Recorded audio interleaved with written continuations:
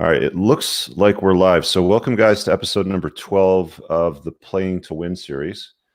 And if you guys can hear me right now in the chat, just say yes, I can hear you, because I know that YouTube's having a hard time connecting with StreamYard and getting audio working. I see the chat's not working, but it looks like I'm streaming live, so we're good. Okay. Brad, welcome back, brother. It's good to be back, man. It's been a while. Yeah, when I say back, it's 2014, May of 2014. We hopped into your Hemi after a retreat for Forum. And I mean, we shot the shit for a good hour in the car. I mean, I edited it down as short as possible because I realized we talked about a lot of stuff. But you were my first video. I'm pretty proud of the fact that I was your first, Richard. It's you were my first, man. You were my you took away my YouTube virginity. Considering your current infamy, I take that as a bit of an honor. It was an experiment. I remember fondly. You were we had just come out of a retreat. I think we'd been pressed pretty hard by our facilitator in terms of defining our future and the retarded dog. I don't know if I can use that vernacular. I think with you, yes, vernacular is okay. And, it's funny because I've created my own forums now, and I was talking about the retarded dog in one of the conversations we had 2 days ago. I was explaining the concept of the dog. So I guess it was Colin that facilitated that one, right? That's right. Yeah. So let's tell these guys about our little Batman origin story, because there's some newer people here, and there's quite a few that have followed me for a while, and they're wondering, what it is we're talking about and how we know each other. So I met you at a forum meeting through EO. I think Jody brought you into the forum at Ron's office, and you're pretty exhausted when you hopped in that day. I think you're just flying back from China from a long trip, and we're working on like no sleep over a day and a half. I think that's where I met you for the first time, right? That's right. Exactly true. And that was your introduction to forum? Well, it's my introduction to this forum. I'd been in forums before, but I had been on a bit of a sabbatical away from forum because I had been, kind of all hands on deck trying to save my business, and had decided I had to limit, I guess, just any expenses outside of what was absolutely baseline in Maslow's hierarchy, very similar to where we are today in light of COVID-19. And yeah, I had not been informed some time, and you're right. I had just gotten off of a long flight back from Asia where I had madly been working on product lines, selling our business plan into our international markets, which I came from the toy business. So that's what we did. And I was exhausted, and I would say, emotionally fragile, just because so much had happened in a short period of time. And I remember that meeting because I was so intimidated to be in that group. I just remember being overwhelmed by emotion. Had a hard time speaking. So yeah, it was crazy. So there were some clips that I edited out of the first video. So if you guys want to reference what I'm talking about, watch it after we're done talking here. But just go to my video tab and then organize videos by oldest. And the conversation Brad and I had at his truck was from like 6 years ago. But there was some stuff that I cut out. And I think you were telling some stories tied into, because I mean, like the whole point of this playlist that I'm doing, just to kind of frame a little bit more for you, because I really didn't prep you that much for this call, was I put this together because I think it came from Colin, actually, where he was talking about playing to win versus playing not to lose. Was that from him? That was a Colinism for sure. Yeah, that's a Colinism. So yep. You guys will not know who he is. You won't be able to find him pretty much anywhere on social media. He's almost invisible, but he's well known in facilitating entrepreneurs retreats to help them level up and break through their BS and call them out on their crap. But there's a difference between playing to win and playing not to lose. And that's why I named this playlist Playing to Win. At some point, I got to get Colin on this too. But in life, we've both played to win and we've played not to lose. And I know from the early get-go, I think some of your early businesses you were talking about when you were living in Alberta, I think you were in forestry, or you're in creating quarts of firewood or something like that, and then your Yeah. wife financed your first business. Was it like she got into debt basically to help get your first business off the ground? Was that the toy business or was that something else? That was a toy business, yeah. I mean, I don't know how much you want me to. Do you want me to talk about that at all, or do you want to? We got 90 minutes, man. We're 10 so we minutes. got Okay. lots of time to Good time. dive right Yeah. into it. I mean, that's why these guys are here. They want to hear all Yeah. about this stuff.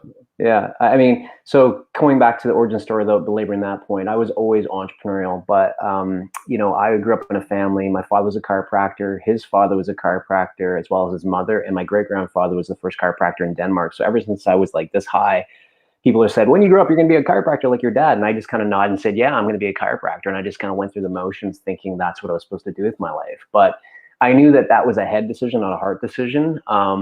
And, you know, at a very early age, I had entrepreneurial tendencies. And what you're referring to is I actually had a wood cutting business.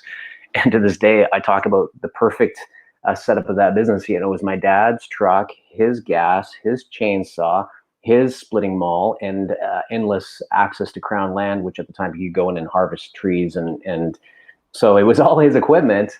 And I just would go on at that time. That was before the internet. I could see in the paper that they were selling a cord of wood for $65. Well, I'd offer $60, knowing my overhead was me, and we crushed it. I basically financed all my adventures as a kid doing that.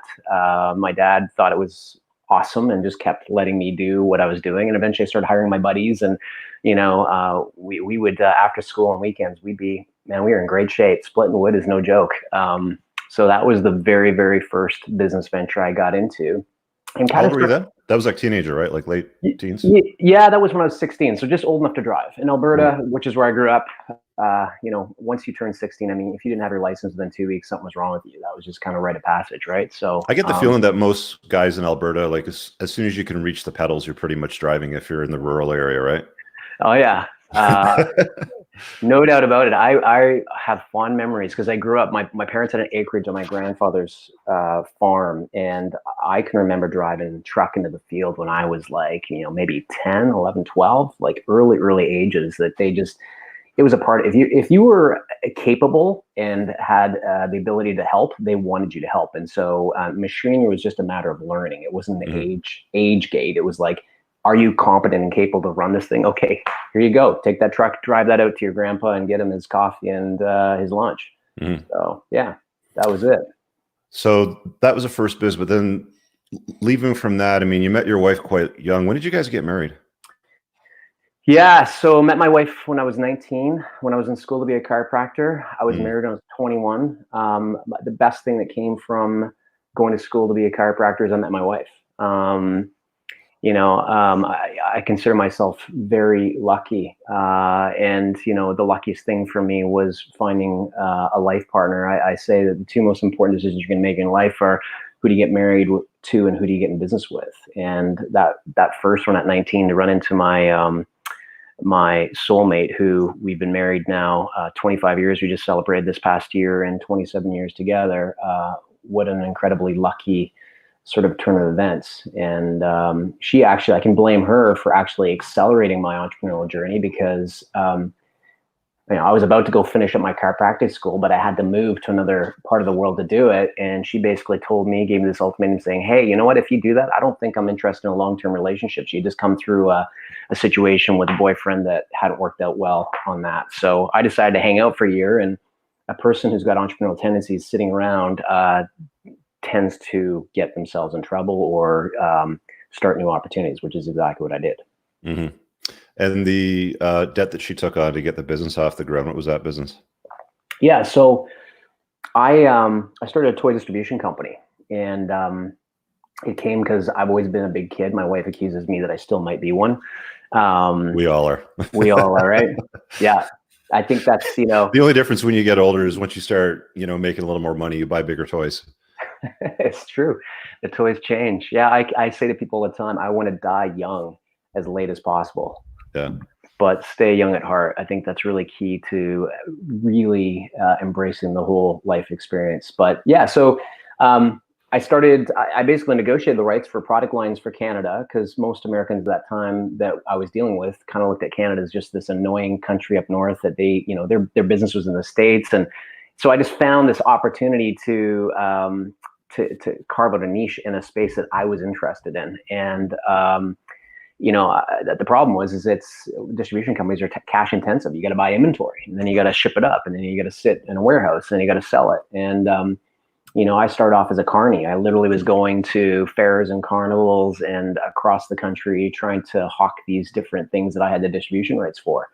But it was an amazing crucible for learning the art of negotiation, the art of sales, the art of marketing, and how you take a product and tell stories with it.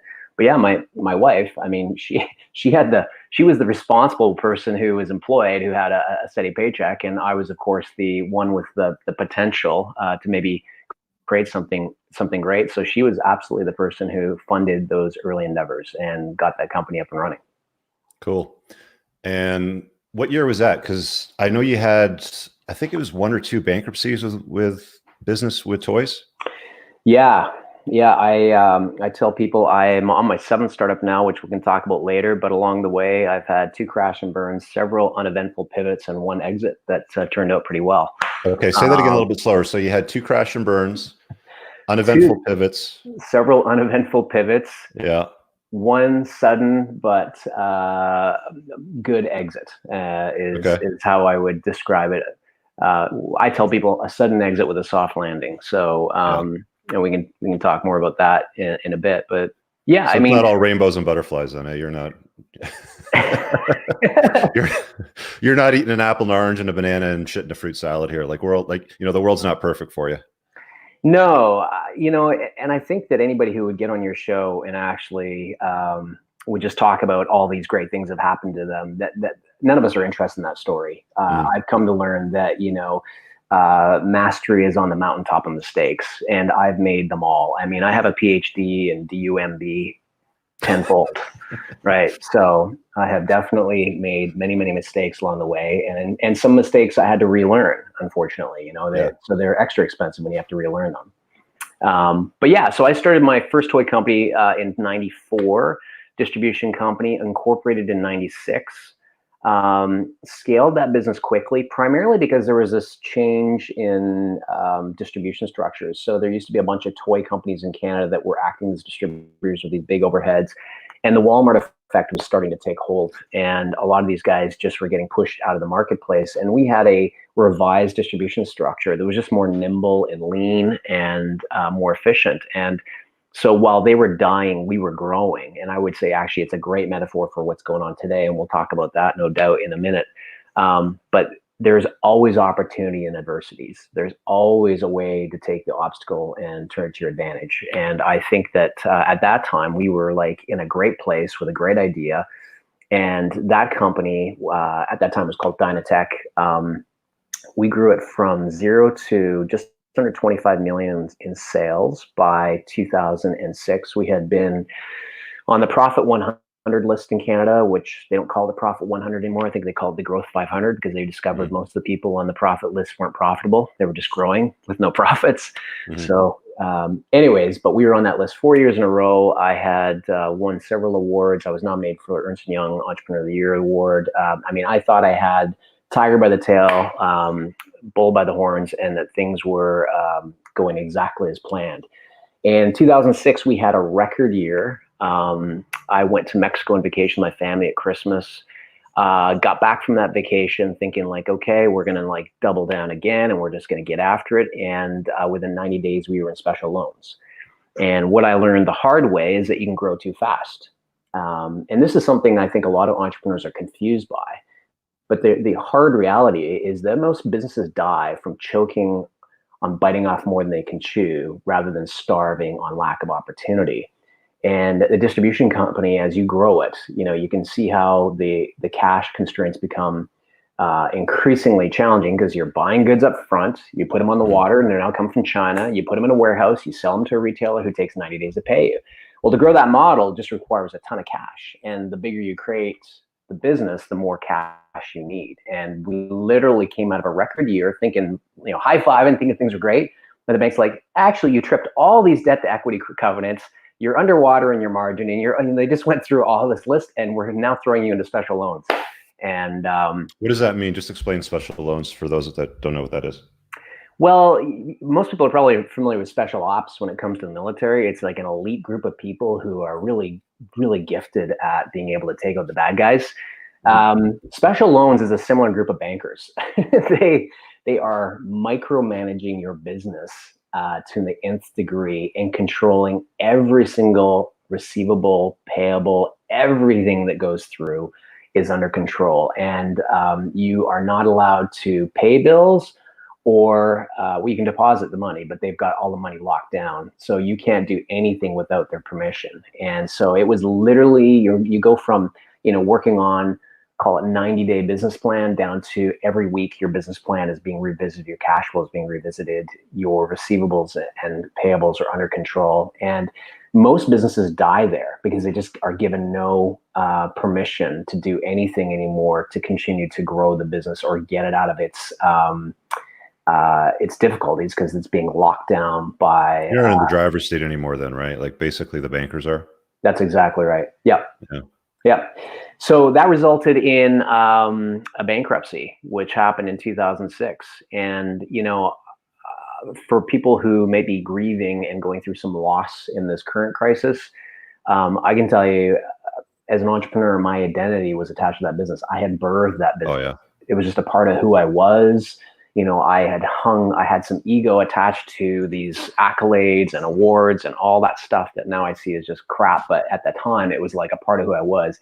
And literally, I was brought to my knees. And, adding insult to injury, we were a fast growth company. And because we were fast growth and we we're from small town Alberta, we'd attracted a lot of local interest. So I had actually brought in about $1 million worth of friends and family money, which now that's all underwater. And, so going back and doing family Christmas has suddenly got a completely different dynamic. But, I went from feeling like a hero, could crush the, unstoppable, and to a complete zero. And, challenging conversations pretty much on a daily basis. And, while I consider that, now to be something very difficult, there's been enough time that I look back at it and I say, this was actually a really important thing for me to go through, and not just go through it, but grow through it. It became my inconvenient blessing. Like, it was totally inconvenient, but wow, were we ever blessed as we went through that process. Yeah. And then you went through round 2 after that toy company didn't work out, and you created another toy company that was tech for kids. And that's when I met you. Well, yeah. So real quickly, just to get to that, because here's what I want to double down on, is that there's a lot of people who don't believe. There's a lot of, I would say, information about never quit, never stop, just keep going. And I was that sort of person that said, hey, I can fix this. I can, I wasn't willing to step back and surrender. I was in the denial spin cycle. This is another colonism. And I just was going through my own Groundhog Day that, hey, I can fix it. I had a growing company. I can fix it. If I just get more money, I can fix it. So when it went into bankruptcy, I found a local merchant bank who backed me. I bought the assets. They put $3.5 million of cash in, and I was trying to resurrect the same business model without taking the time to say, hey, maybe just the model's broken. Maybe it doesn't make sense anymore. Maybe there's a better way to do things. So I took 2 more years of figuring that out, and then found out that it was also broken. And so bankruptcy 1, 2008, bankruptcy 1, 2006, bankruptcy 2 in 2008. And that was when I finally came to the surrender piece, that, okay, this business model is really broken. But not only had I had all the loss from the first bankruptcy, the $1 million in friends and family, millions of dollars of shed losses to the banks. But now I had this added burden of another $3.5 million of merchant bank debt that I was personally guaranteed to. That kept my wife very motivated, by the way. She loved it when they came knocking the door and tried to collect the house. That was an exciting day. And can I just pause for a second on that part of the story? Because there's a catchphrase that I put out not too long ago, and your marriage violates it. And I'm not saying that I'm wrong here, but generally speaking, on a balance of probabilities, women generally don't care about a man's struggles. They hang out at the finish line and they pick the winner. So you went through 2 bankruptcies over a couple of years. What was that like in the marriage? Like, did your wife ever say, you know what, Brad, you've got 90 days to figure this out, otherwise I'm out? Yeah, the answer is no. I joke that, my wife was probably saying under her breath, "I married you for better, worse, but not for this bullshit." And like, honestly, I think it really comes down to, without being gender specific, it's the person beneath that the one thing I will give her eternal credit for is she has truly been a partner in the holistic sense. In other words, when things got difficult, instead of going into the fetal position and just saying, "Hey, I'm out," which should have happened. Like, I put up my hand to say, in most situations, most guys going through this situation, their significant other would probably have hit the eject button. Yeah. But she doubled down on, we're going to do this together. We're going to work through this together. We're going to go through this and grow through this together. And, I would say the stability of how that happened, number one, is we were very aligned spiritually. We very much believe that, we're spiritual beings having a physical existence, and we are really grounded in that, God gave us a purpose. And through us being together, we're better than on our own. And then secondly, we just communicated a lot. And that communication wasn't the basic bullshit. It was like raw and real, and getting vulnerable and making sure that you're always cultivating fresh conversation. There's this mythology out there that most people think that the grass is greener on the other side of the fence. And I found it's greener where you water it. Mm-hmm. And the problem in general is that in relationships, your partner will only ever give you at most 80% of what you truly want and need. The problem is we focus on the 20% we don't have. And if you stick in, where your focus goes, energy flows. And if you're focusing on that 20%, you're going to eventually have some kind of derailment. And so, what doesn't kill you makes you stronger. And to anything, this adversity actually helped us grow, I would say, more together. And maybe that defies the norm, probably does. Yeah. But I believe that is. Yeah, there's no doubt that it does. I mean, this is unusual. It's not often that a marriage, survives 2 bankruptcy over 2 years. Like, you go from hero down to zero in a matter of no time. Like, women don't usually have a lot of patience for that, especially as you get older. Like, they'll have more patience for it when you're younger, but as you're an older guy and the runway's running out on the airstrip, they don't nearly have so much, is what I've noticed anyway. Let's go back to the business story. So second round bankruptcy is around 2008. You saw that the old business model was broken. Some of the choices that you were making weren't getting you the results that you were looking for. Your belief system was slightly broken. Did you take a look at Colin's model of results, choices, belief system? Like, how did you remold your beliefs in your business as you kind of went into Brad 2.0 with the Next Toy business? Well, look, I think the one thing, so the answer to use Colin's stuff at the time, probably not directly, but indirectly, yes. I think you and I subscribe to this worldview of being lifelong learners, and that is the one thing that I truly have always believed in and always practiced, is being grounded in ongoing learning. I think where I got to, as I reflect on it now, is I did go to a place of surrender, and then the ability to go back and review my belief system, and then question whether or not I had made assumptions and that were incorrect, and then the ability to then choose again and start a new future. So the best thing I did is well, my merchant bank business partners, who of course I owed $3.5 million, not to mention the $1 million to friends and family, basically said, you need to go away and figure out how you're going to fix this. And because they knew that collecting on the personal guarantees was not going to be very profitable for them either. So I took a sabbatical. I literally just pulled out of the business and took some time, and I went away, and I just needed to get clear, instead of working in the business, start thinking on the business. And, I revised the business model. I completely shifted. We went from being a toy distributor in Canada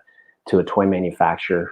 We focused on international versus just Canada. We focused on specific categories, specific licenses. We just got really clear on the new direction. And the really helpful part of that process actually was getting clear on what I didn't want. Because oftentimes we say, what do you want? Mm-hmm. And it's hard because it's like there's too many choices, right? So the constraints that I find that help you make better choices is when you actually are forced to say, well, what don't I want anymore? Like, let's just get clear on that. And when you start saying, I don't want this type of, I don't want to have a warehouse with millions of dollars of inventory. I don't want to have Walmart be 40% of my business plan. I don't want to, just kind of going around. And then suddenly it was like, wow, okay, I'm much more clear now what I do want based on putting those constraints. And we put together a new business plan. We put it in front of them. Shockingly, they agreed because, quite frankly, usually good money doesn't follow bad. Like if somebody's underwater, $3.5 million, they typically would say we're done. Mm-hmm. They agreed to give us another $1 million. And the crazy part of that story is that it was $1 million loan at 24% interest, which is crazy now that I think about it. Unsecured, or was it secured? Secured again, right? Against what? Like the business, the house? Like what are they secured against? Everything. Assets? Personal assets, the house. Whatever they could put a lien on. It was, there was nothing of mine that I owned outright anymore. And, okay. And that business funded literally 2 weeks before the recession, 2008. Yeah. If that had not happened, I'm not sure I'd be telling you, well, no, I wouldn't be telling you this story today because, it was, the markets dried up. There was no money. I mean, and of course, so we're like going, oh, great, we got this money and now we can go forward with business. But oh crap, we owe $1 million on top of the 3.5 plus the $1 million to the friends and family, and it's got a 24% interest rate on it. But man, were we motivated. And actually, I will tell you what was so awesome about that period, just like right now, is that our competitors were frozen. Like the entire landscape had totally froze up. Because fear had gripped the market. And when there's uncertainty and fear, people stop moving. Mm-hmm. And in our case, I wasn't trying to create abundance. I was just trying to get out of pain. I was just I was so far into one. I just want to get back to zero, but I worked like crazy. And within a year, we had actually paid back the entire loan plus interest. And we suddenly had the traction. The business model had worked and we had traction. And I quite frankly don't know that would have happened at any other time except for in 2008 when all the competitive landscape that we were working in was frozen. Mm-hmm. And I thought it was interesting that of the Fortune 30 companies, 16 of them, over half of them actually started during a recession or depression. Yeah, that's what the opportunity is. Yeah, 100%. Yeah. Same thing should be happening right now. People that have been, toying around in the business world and creating their own business or solving a problem. This is a great opportunity for it. Most people are freaking out though. Like most people are just losing their minds, hoping the government's going to bail them out or that check for $1,000 shows up so they can pay their rent. But chaos is where opportunity is mostly born from. It's that whole fireweed thing, right? 100%. Yeah. I mean, we have this discussion all the time with my my co-founders, and I am so excited. I mean, it's tragic what's happening. Obviously, the COVID virus is a terrible calamity, but this is the greatest time of opportunity since 2008 for entrepreneurs, for problem solvers, for people to come out and do something because we're motivated by two things, only two things: hope and fear. And fear is the bigger motivator, and fear freezes us, right? And right now, if you're tuned into the news, which I don't, if you tune into the news, you will be gripped and consumed by fear and you'll just stop in your tracks.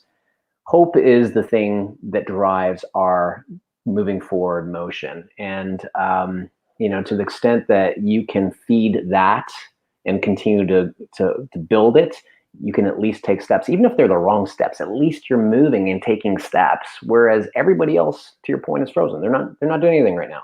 This is the greatest time to make meaningful moves in the marketplace right now. Yeah, that's so true, man.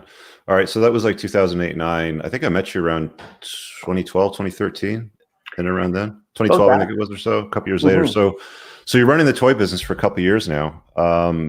Even a few years into it, when I met you in that forum, you were still really, I'm going to say like you were always edgy very early on. You're always super, concerned about walking on eggshells with, you know, like you're not a walking on eggshells kind of guy. Like you've got an opinion, you've got a backbone. I mean, you came from a chiropractic family, right? I mean, you've got a backbone, but you always seemed a little bit edgy early on when I first met you. And it wasn't until the years kind of piled on, you're putting out more products and you guys started to develop your own products. I remember this one product that you're super hyped about that unfortunately didn't really take off the way that we had hoped it would. It was that, what was it, the Tech Recon gun, the one with the rubber band that you put your cell phone on? Yeah, exactly. Yes. I mean, like you started to develop your own products. I think that you ended up being something like the #2 or #3 toy company, either in the world or in North America, was it? No, in Canada, Canada? Yeah, we had, so there was a lot in that in terms of just, the edginess. I mean, honestly, dude, I was in PTSD. I mean, I had come back from the war. I had, worked through 2 bankruptcies and, bootstrapping yet another company from a scarcity position where we were just trying to get back to zero. Trying to pay back investors, trying to get to a place where I could be in a position to cure up friends and family. It was just all too much. Like it just honestly was really, as I reflect back on it now, it was really emotionally challenging. So when you say I was like a bit skittish and maybe hard to nail skittish down, is a good way to put it. Yeah.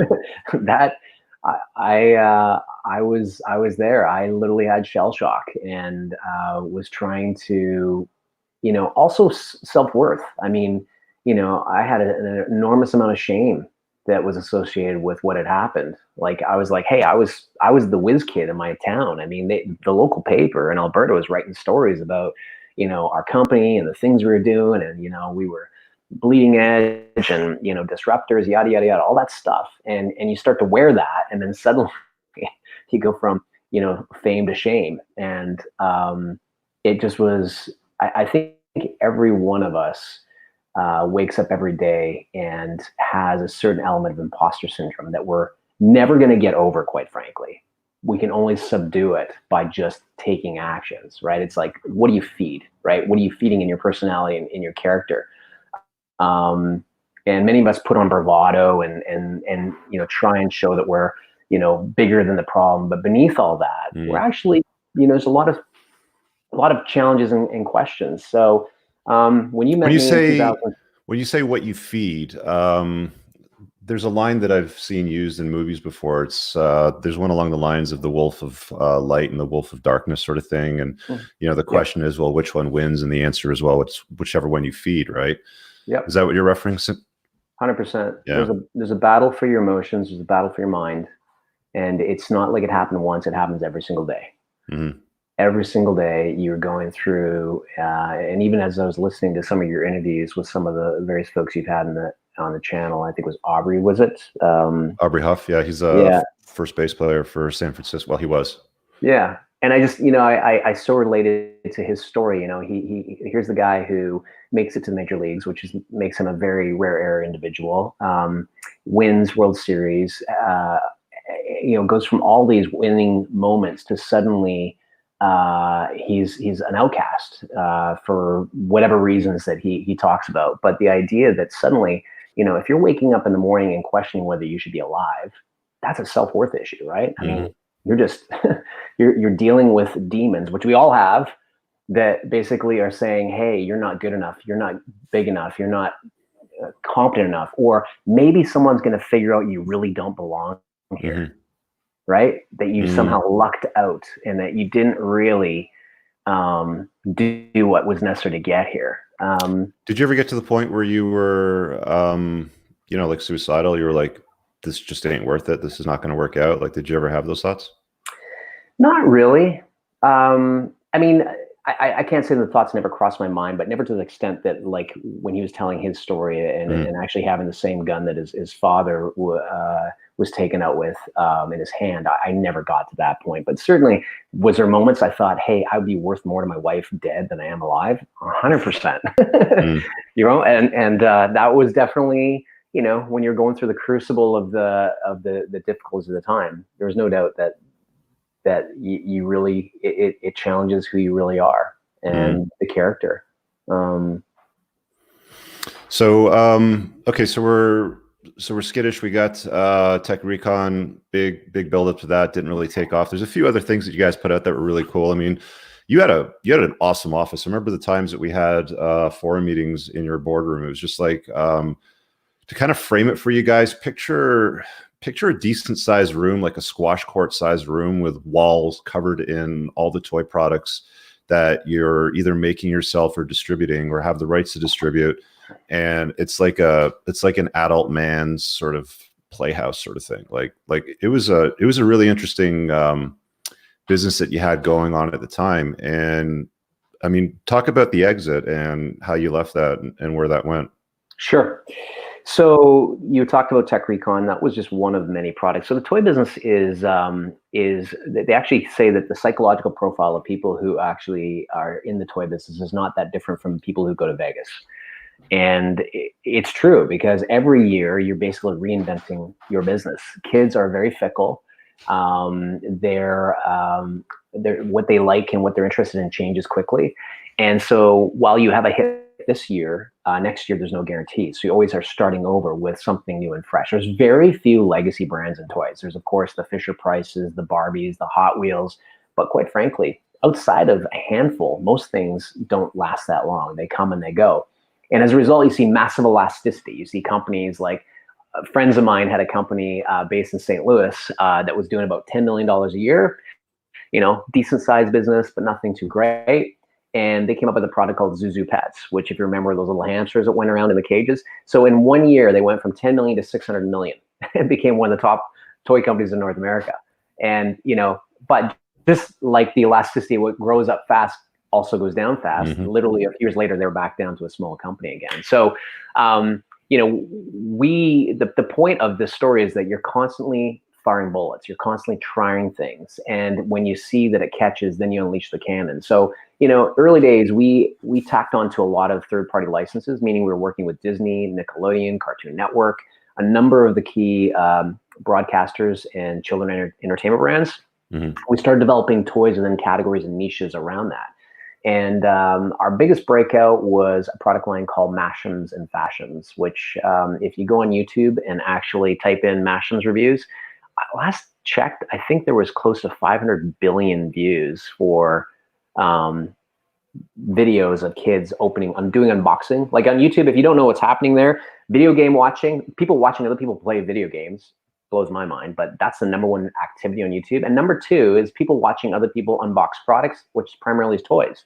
Mm-hmm. And it's crazy, but we were early adopters to that. It drove our business like crazy. And then once we had that baseline success, we started to branch out in these other things, which Tech Recon was one of them. We had a number of other brands called 3D Magic, was like a mini 3D printer. We had, long legacy of, we did snow sleds. Like you said, there was a big showroom full of stuff and we had several success stories, but I would also say they're usually the exception, not the rule. So if you're in baseball and you're batting 300, you're a great batter. That means you're striking out 7 out of 10 times. Well, mm-hmm. The toy business is kind of similar. Like out of the 10 product launches, 2 to 3 are actually what's going to be meaningful to drive your business forward. And what happened is that after we launched Mashems and had success and started to see momentum, the people who had been along for the ride with me suddenly wanted to see an exit. If you have outside investors, well, here's one of the things I tell everybody who's thinking about bringing in outside capital. The day you decide to bring in outside capital, you agreed to sell your company. Because mm-hmm. At some point, those people are looking for an exit. And so we started going through a process of trying to find partners to potentially sell the company to. We actually went through 3 separate due diligence, the longest being with a public company from Hong Kong who took 11 months of due diligence. And in the end, we walked away from the deal because I, quite frankly, I'd made up my mind there was no freaking way I could work with these guys. But we got to a place where suddenly, it was clear that we weren't going to get a clean exit in terms of people just coming and buying the company.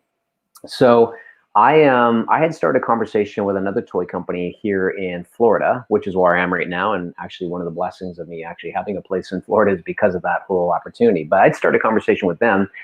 And they were similar size. And the other founder was a cool guy. He had built a company called Play Along Toys back in the early 2000s, had a pretty significant exit, over 100 million. And he was saying, hey, there's a real opportunity to do a mergers and roll up play in the space. And why don't we merge our two companies together and then, reduce our overheads in terms of we can, create more efficiency and then go and seek out other acquisitions and roll it up. And on paper, it was awesome. I mean, it seemed like a great idea. And also through the process, we started courting private equity and institutions to help fund the growth model. So 2017, we merged our company with this company. And, I've since come to learn there's no such thing as a merger. There's only acquisition, because only one culture is going to prevail. Mm-hmm. And what I was choosing not to see through this transaction, again, because I was motivated primarily by a financial outcome, I was trying to get my partners made whole through the process, as well as an ability to finally get some liquidity after years and years of scarcity. I was just looking past the fact that we were culturally completely misaligned. And so we merged. Is this something that you vetted for before you guys even had the conversation about merging, or was it not even consideration because your partners wanted to get out of it? Honestly, Richard, I was choosing just not to see it. I knew that there was differences in the way that we were wired, but ultimately I was choosing that I was just going to not go down that path. And I was in avoidance of saying, hey, this is going to be a problem for the culture. And so I went from being a majority shareholder in my company. I'm just going to step out of my deck because there's vacuuming happening next door, and I just feel like besides the view out here is better, so you can see there's give us a quick peek of the view there. You're right on the beach. Not bad, right? Yeah, social distancing in this part of the world doesn't suck for sure. So let me just sort of fast track the story. So I went from being a majority shareholder in my company to a minority in this new company. So from Tech for Kids to a new company called Basic Fund, based here in Florida. We actually, in the process of we added complexity to this because we actually acquired a company along the way, a company from California called Uncle Milton. If you remember the original Ant Farm and Star Wars Science Toys, they were the makers of that. And we also were in the process of doing acquisitions in other places, the whole roll-up M&A plan. And but I found out that when you go from a majority to a minority and you have a board of directors that you're accountable to, that if they see that you aren't playing nice with the other founders in the business, that they can vote you off the island. And that's exactly what happened. I remember going for coffee with our chairman on October 30th, 2017. And I had an agenda of everything I wanted to cover, which one of the topics was, hey, me and the co-leader from the other firm, we got to work through some challenges. And I said, is there anything on your agenda? He said, yeah, just one thing. What's that? We're letting you go. So you became the Steve Jobs of the company you founded, huh? They basically fired you from your own business. It was. How did that feel, man? How did that feel? Was that like heart drop sort of thing, or? Yeah. Like, using the word surreal isn't even describe it. I just remember being in shock. Yeah. And I remember saying, "You can't do that," and they said, "Yeah, we can." Yeah. I was like, yeah, they would have had a few conversations with their legal team before they had that drop on you. Yeah. And it was ugly. I mean, they had locked me out of my email. They locked me out of the office. I mean, they didn't Oh, do it's it. hostile. It wasn't even friendly. It was not friendly. No, it was exactly the way I never would have expected to have gone. It was ugly. Yeah. So that was 2017. Mm-hmm. So you got forced out of your own business. I guess they paid you out whatever you were owed. Well, that's a story on itself too, and there might be a couple lessons because I don't even think I've shared this with you. So the answer is, there was some liquidity through the merger. So from a financial perspective, I was fine. I wasn't really worried about that. And then during that breakfast meeting where I was being fired, I actually said to them, "So I guess you're going to be buying me out." Mm-hmm. And he actually said, "No, you can just kind of wait for some kind of a liquidity event in the future." because the goal was we were going to do an M&A roll up, grow this thing to 500 million, and then go public by 2025. That was the overarching vision. Mm-hmm. And so I went away, got treated like an outsider. Fast forward a few months, I had some great mentors and advisor. And the key here is make sure you surround yourself with people smarter than you. Your average of the 5 people you spend most time with, and you should try to constantly up your game there. Try and push yourself to get around smarter people. So I had some great mentors and advisors help coach me through the process. And look through my shareholder agreement and said, hey, you actually have the option to sell your shares. Like you can sell your shares. And there are private equity groups out there who would buy a minority stake in a growing, thriving entity. So I decided to go to market and sell my shares. And when my other shareholders heard that, they disliked the idea that I might choose new business partners for them. And it kind of forced them to the bargaining table. And nice.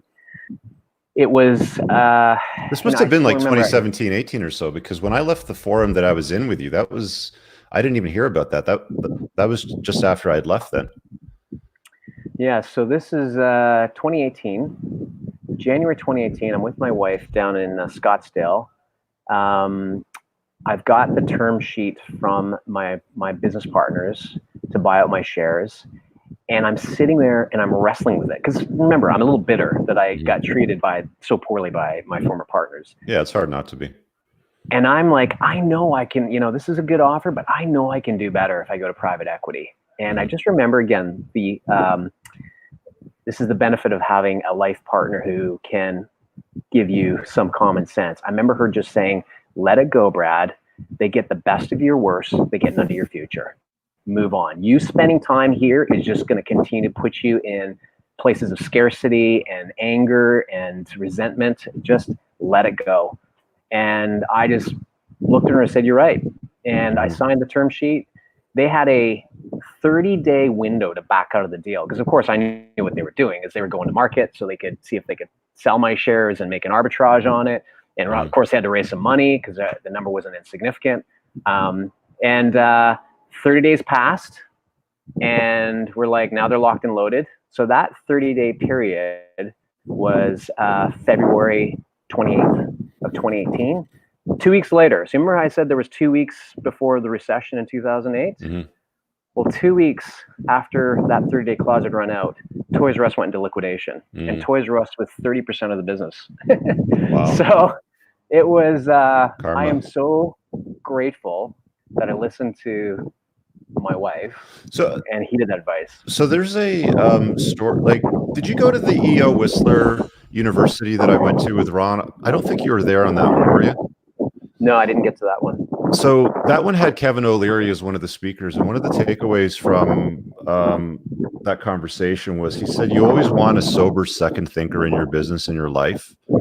And that conversation that you had with your wife was a sober second thought. Like I always tell my friends whenever they ask me about my business, my brother's my second sober thinker, right? Like I've come up with ideas to do stuff in the business. He's like, this is not a good one, man. You should not do this one, sort of thing. And I don't always listen to him. In fact, I probably don't listen more often than not, but the times that I have, that sober second thought to the craziness that I had going on in my head to try to execute on was certainly valuable. So it's a good lesson for you guys watching to always look for an opportunity to have somebody that's got a level head on them, has some skin in the game, and can offer a sober second thought on important decisions in your life.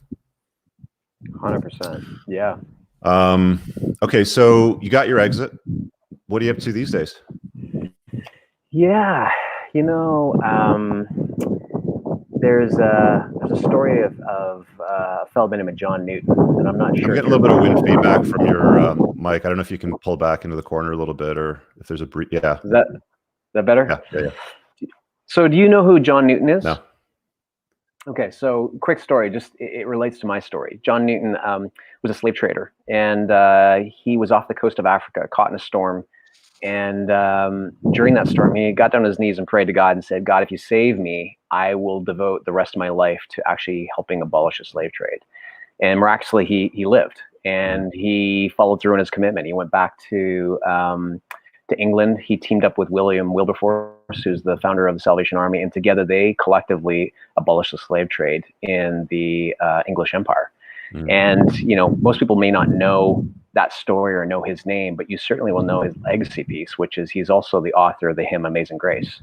So next time you listen to Amazing Grace and those words, maybe you can get a sense of where he was coming from in terms of, you know, who he was when he says a wretch like me, and kind of his finding his new future through that disruption that was forced on him, very similar to like what's going now. So I had a forced disruption, and it was unplanned for. I didn't foresee it, but as I've talked about it now, it was such an inconvenient blessing. It was inconvenient at the moment. I hated it. I didn't love what happened, the way it happened, the people that did it to me.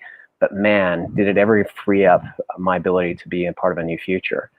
And so I was always a little conflicted about what is it that, you know, we did in the toy business. We put smiles on kids' faces for sure, but the way that we did things, the way that we manufactured, and I always had a very strong environmental position. In fact, I tried to launch a toy line back in the 2000s that used hydrogen cell engines to power toys, and you know, it was something that was just baked right into kind of my ethos of who I was. So it just so happened that Matt Bertulli, who is, he's, a lot of people may know him because he's a savant when it comes to digital marketing. He had a firm in Toronto called DMAC Media. He had a brand that he was invested into called Pela, and that's spelled P-E-L-A. Now that I'm a pilot, Richard, I spell it Papa Echo Lima Alpha. Hey, can I share the site on the screen with these guys watching? Yeah, 100%. Yeah. All right. So Pela.earth or pelacase.com. And really what it was is there was a founder out of Saskatoon, Saskatchewan, who had just through his own life journey decided there must be a better way to use waste products and to have things return responsibly to the planet. And he came up with he decided to turn into a phone case. And we'll call that just kind of dumb luck because, you know, as it turns out, the phone case industry is massive. Most people don't realize that phone cases are $20 billion a year. So it's like, really? You always need new ones every couple of years too. And this is it, right? Every couple of years you're getting an upgrade, and it's a perfect situation in light of the fact that, you know, the phone cases are they're made out of a material that is not sustainable. You know, it's going to last hundreds, if not thousands of years, you know, you're changing it out every 2 years. So anyways, he had created the product, but didn't know how to tell the story. Matt is an expert at telling the story. And Matt and I were in a forum together, and we were sitting, this was after my exit and everything else that had happened. We're sitting around talking, and he's like, man, I got this project on the side. It's my muse, and it's taken off, and I don't know how to scale it. I mean, we're running out of, we don't have the ability to make a product, we don't have the right people. And he was just going through all these problems and challenges that he was going through. And I was like, well, I can do that, and I know how to do that, and manufacturing, yeah, pretty much got all that nailed down. And the more we talked, the more we realized that there was really an opportunity. But to the credit of how we started is that the very first thing we did after just coming through a partnership that didn't work is we took the time to invest into, number one, we got personality profiles just to see how we mesh together from a disc perspective. And secondly, we started with the why and the how. So it was like, what is the vision for this company? You know, what is our mission? What are our values? What do we believe in? We went right to the core of that stuff. And we came through that all feeling really comfortable that we could work together. And so I'm one of the co-founders in that company. My role there is the chairman. Matt's the CEO. He's an incredibly gifted, talented CEO, and he's really, really good at driving the company, and he understands. You're talking about Matt, the mountain biker that I met at Jason's dinner? That's right. Matt's the mountain biker. Exactly right. Okay. In fact, we both met him at the same event, the Mastermind Talks. So here's the crazy thing. That Mastermind Talks in Napa Valley, where you and I were at. Matt, I remember that. Yeah, that was an interesting time for you privately too. That was we won't go there. Right. That was an interesting time. Also the Jeremy, who is the creator of the actual case, was also at that event. So the three of us collectively were introduced. Canadians all met in Napa Valley, and it's crazy. So, and this is why, guys, I always tell you, you need to put yourself in better rooms. If you're the smartest guy in the room, you're in the wrong room. You need to put yourself in a room where you look around and go, wow, I feel dumb today. 100%. That's where the growth happens. That's where you find the opportunity. So that's awesome. I mean, that's a great story. So that's the main project right now. Are you on anything else, or? That's it. You know, I'm really enjoying the sort of, you know, when I came through this, I'd spent almost 30 years of my life working at Redline, and you know, when you're running your car at Redline, it doesn't do well. And my life was at Redline, and the three things I kind of landed on, again, having this disrupt got me the ability to get perspective. And I said, you know, there's sort of three principles that I'm going to live by now. Number one, life plan before business plan, which I had never done, and I to this day will tell you I struggle with. I still tend to be I'm a struggling workaholic who gets sucked into the vortex at times, but I'm working at trying to find more balance. Second is life is too short to work with assholes. Only work with awesome people. 100%. Yes. Energy vampires. Can't eliminate them from your life. Can't stress that enough.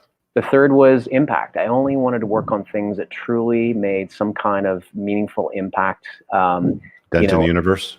Yeah, I mean, more money in my bank account. Honestly, it should just be a representation of score, but it's not changing my lifestyle. I'm living a life that I feel is fully abundant, and if more zeros end up in the bank account, great. But I would much rather start working on the legacy piece of how can I be more responsible? How can I ensure that we leave a legacy, you know, to our kids and to our kids' kids, because we didn't, you know, inherit this planet from our ancestors. We're the stewards for our children. And so to the extent that this company is fully aligned with that and is baked right into the ethos of what we do, it's so congruent with who I am and what I want to do.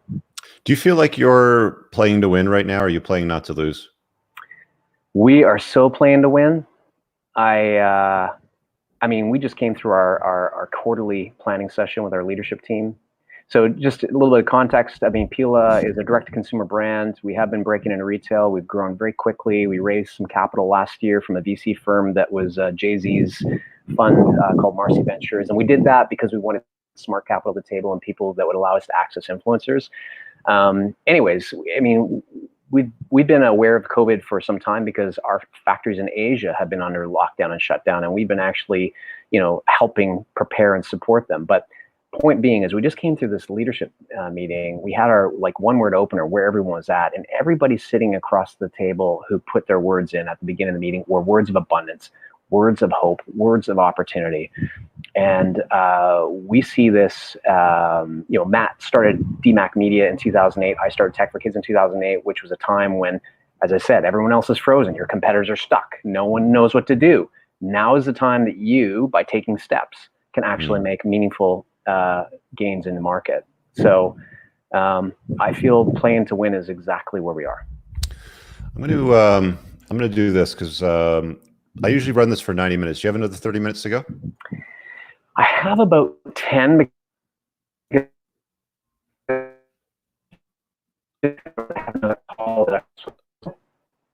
Yeah, you broke up for about 5 seconds there, but I heard you say you got about another 10 more minutes.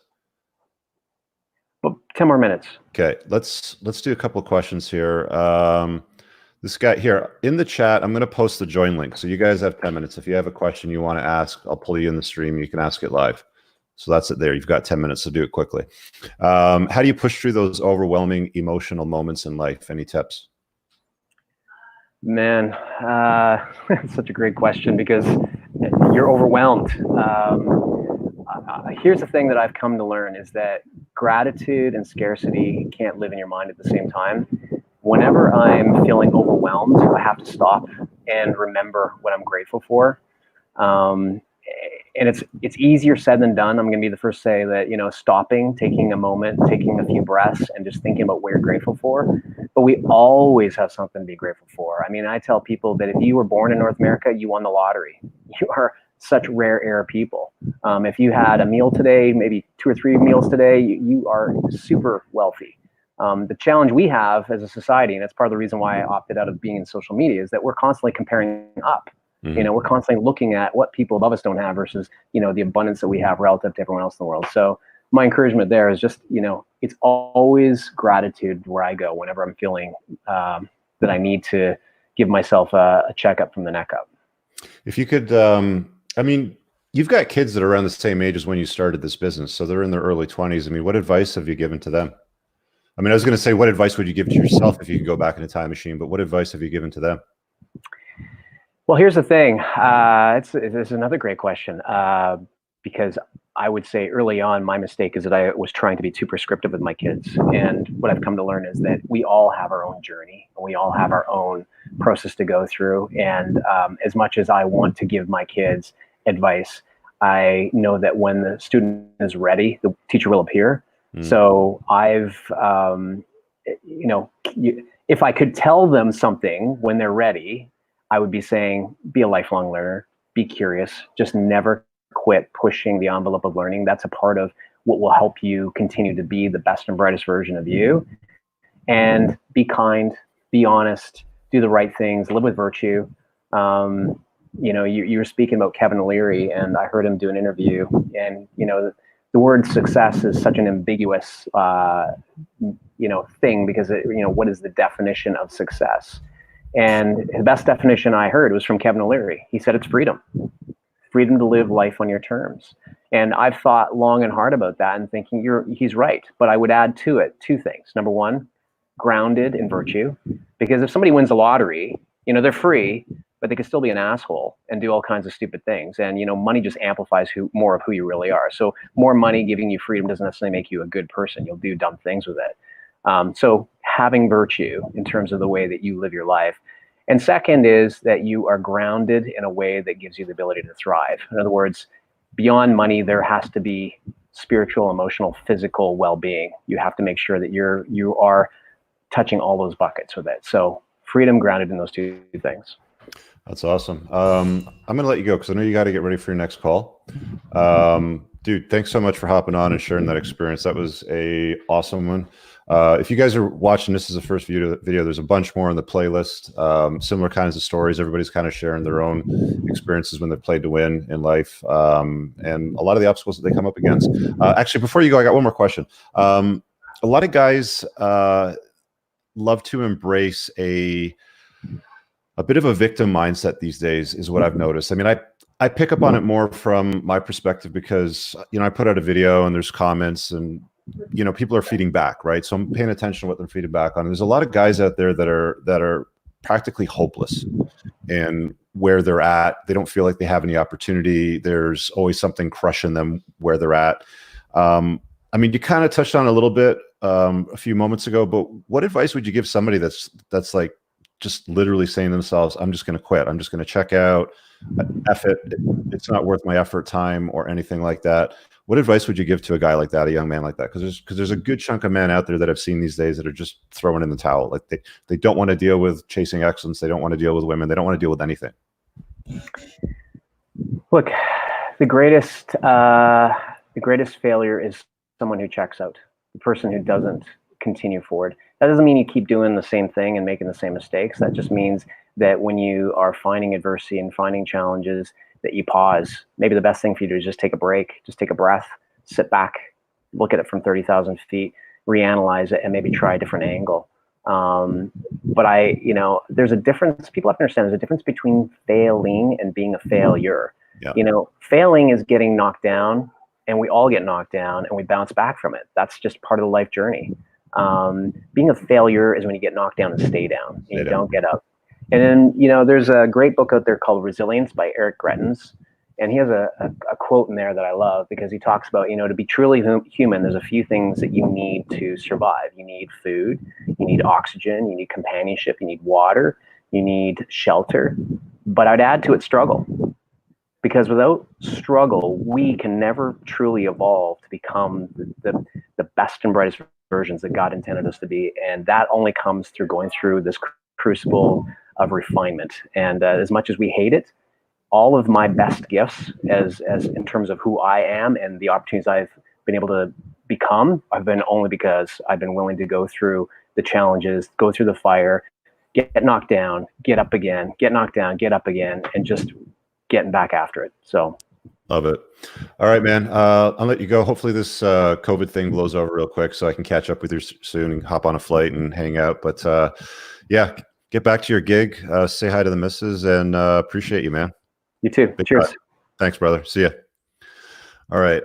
Before I wrap up, guys, real quick, just going to shout out to channel sponsor, Grondike Soap, Tactical Soap. So if you've enjoyed this broadcast, it really helps me continue to, put out this sort of content.